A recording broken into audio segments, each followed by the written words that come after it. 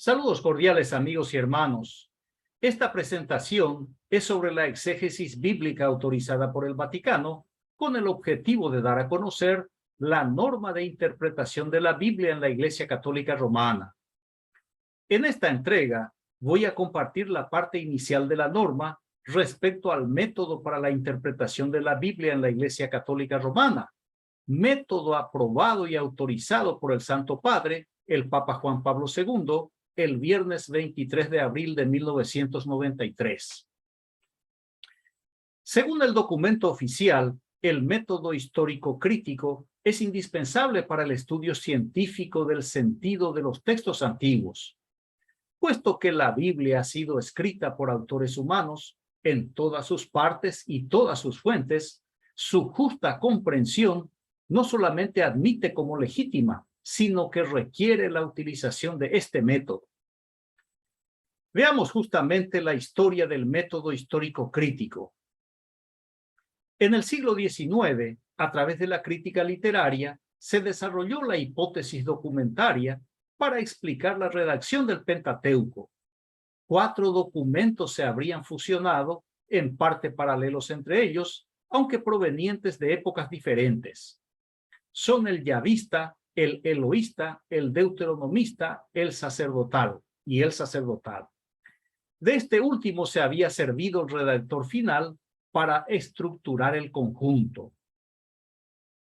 De modo análogo, para explicar las convergencias y divergencias constatadas entre los evangelios sinópticos, se recurrió a la hipótesis de las dos fuentes, según la cual los evangelios de Mateo y Lucas habrían sido compuestos a partir de dos fuentes principales, el evangelio de Marcos y una colección de palabras de Jesús llamada fuente Q, del alemán Quelle, que significa fuente. Hermann Gunkel, considerando los libros del Pentateuco como compilaciones, dedicó su atención a la textura particular de las diferentes unidades.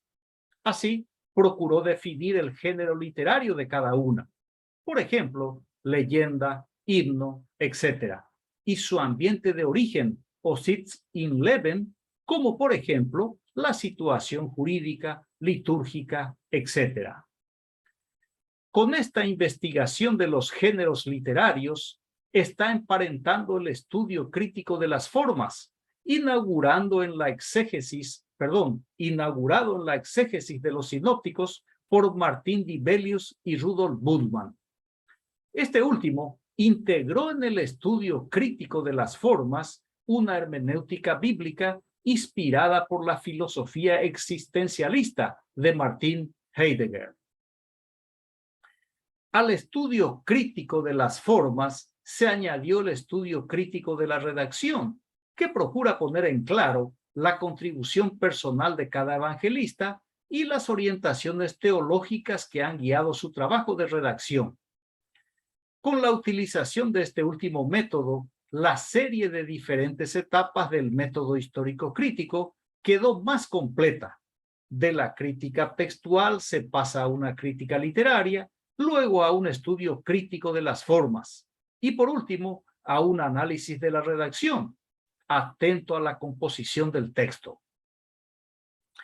Así es posible una comprensión más precisa de la intención de los autores y redactores de la Biblia, así como el mensaje dirigido a los primeros destinatarios.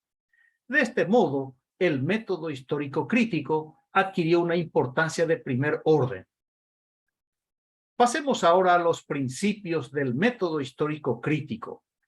En primer lugar, es un método histórico, no solo porque se aplica a los textos antiguos de la Biblia y porque se estudia su alcance histórico, sino también y sobre todo porque procura dilucidar los procesos históricos de producción del texto bíblico, procesos diacrónicos a veces complicados y de larga duración.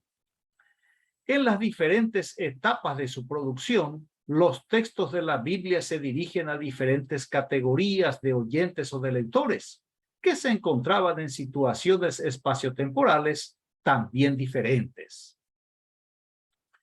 En segundo lugar, es un método crítico, porque opera con la ayuda de criterios científicos tan objetivos como sea posible en cada uno de sus pasos, de la crítica textual al estudio crítico de la redacción, para hacer accesible al lector moderno el sentido de los textos bíblicos, los que con frecuencia resultan difíciles de captar.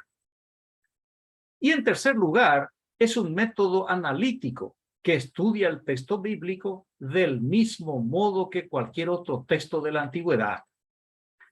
Muy bien, en cuanto a la descripción del método histórico crítico, la primera etapa es la crítica textual, que apoyándose sobre el testimonio de los manuscritos más antiguos y mejores, así como sobre el de los papiros, el de las traducciones antiguas y el de la patrística, procura, según reglas determinadas, establecer un texto bíblico tan próximo al texto original como sea posible. El texto es sometido al análisis lingüístico, morfología y sintaxis, y al análisis semántico, que utiliza los conocimientos obtenidos gracias a los estudios de la filología histórica. La segunda fase es la crítica literaria, cuyo objetivo es discernir el comienzo y el final de las unidades textuales, grandes y pequeñas, y de verificar la coherencia interna de los textos. En la etapa siguiente, la crítica de los géneros procura determinar los géneros literarios, su ambiente de origen, sus rasgos específicos y su evolución. Ya en la próxima etapa, en la crítica de las tradiciones, sitúa los textos en las corrientes de tradición, de las cuales procura precisar la evolución en el curso de la historia. Y finalmente, la crítica de la redacción, que estudia las modificaciones que sufrieron los textos antes de su estadio final y analiza justamente ese estadio final.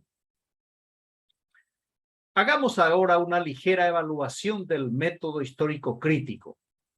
Orientado en sus orígenes en el sentido de la crítica de las fuentes y de la historia de las religiones, el método abrió un nuevo acceso a la Biblia, mostrando que es una colección de escritos y que con frecuencia, en particular los del Antiguo Testamento, no son la creación de un autor único, sino que han tenido una larga prehistoria indisolublemente ligada a la historia de Israel o a la historia de la iglesia primitiva. La confrontación de la exégesis tradicional con el acercamiento científico, en su inicio, conscientemente hacía abstracción de la fe y a veces se oponía a ella, y fue ciertamente dolorosa, pero después muy provechosa. Una vez que el método se liberó de prejuicios extrínsecos, condujo a una comprensión más exacta de la verdad de la Sagrada Escritura. En definitiva, la finalidad del método histórico crítico es dejar en claro, de modo sobre todo diacrónico, el sentido expresado por los autores y redactores. Con la ayuda de otros métodos y acercamientos, el método histórico crítico ofrece al lector moderno el acceso a la significación de la Biblia tal como la tenemos. Muy bien, antes de concluir, quiero resaltar que el documento sobre la interpretación bíblica en la Iglesia Católica Romana efectúa una advertencia importantísima sobre la lectura fundamentalista.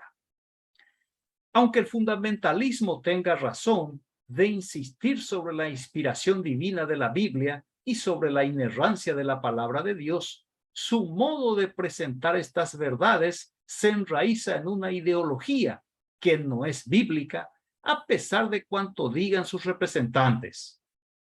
Ella exige una adhesión incondicionada a actitudes doctrinarias rígidas e impone como fuente única la enseñanza sobre la vida cristiana y la salvación, una lectura de la Biblia que rehúsa todo cuestionamiento y toda investigación crítica.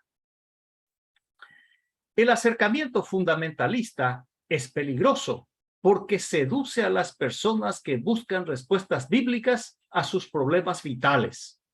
Puede engañarlas, ofreciéndoles interpretaciones piadosas pero ilusorias en lugar de decirles que la Biblia no contiene necesariamente una respuesta inmediata a cada uno de sus problemas. El fundamentalismo invita tácitamente a una forma de suicidio del pensamiento. Ofrece una certeza falsa porque confunde inconscientemente las limitaciones humanas del mensaje bíblico con su sustancia divina. Dicho esto, voy a concluir esta presentación con el consejo del filósofo griego Platón. Hay que tener el valor de decir la verdad, sobre todo cuando se habla de la verdad. Reitero, hay que tener el valor de decir la verdad, sobre todo cuando se habla de la verdad. Agradezco su amable atención, reciba un fraterno abrazo y hasta la próxima serie. Gracias.